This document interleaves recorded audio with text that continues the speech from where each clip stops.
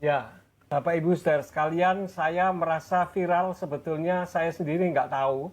Tetapi saya diberitahu oleh teman-teman karena saya mengatakan bahwa pendeta-pendeta Kristen kalau berdebat dengan umat Islam nggak pernah menang. Ya, kenapa? Karena menggunakan nama sesembahannya umat Islam.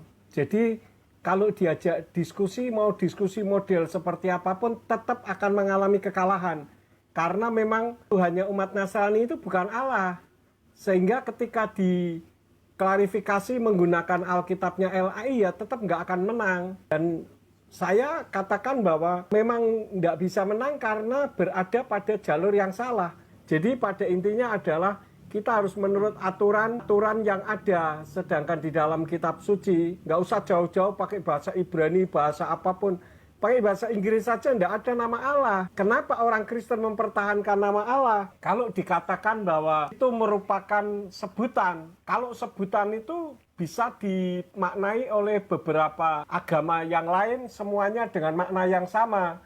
Misalkan seperti kursi, itu dari Al-Kursi, Almari, itu dari Hindu, Buddha, Kristen, Konghucu, Islam, semua memiliki makna yang sama, yaitu tempat untuk menaruh pakaian atau tempat untuk duduk. Tapi beda dengan Allah.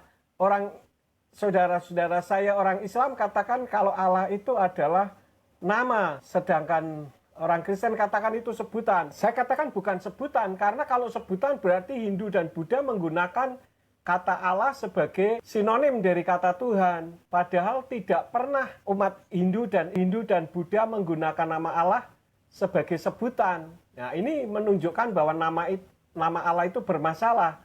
Artinya bukan sebutan, sementara umat Islam katakan Allah itu adalah nama. Kemudian orang Islam katakan Allah itu zat.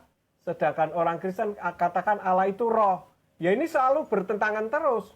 Kalau kita lihat di dalam kitab suci sebetulnya bukan Allah itu roh di dalam kekristenan, tetapi Elohim itu roh. Nah, Elohim itu apa? Sebutan, bukan nama. Jadi mau sampai kapanpun kalau di cross check kan orang Kristen berdebat dengan orang Islam nggak akan menang.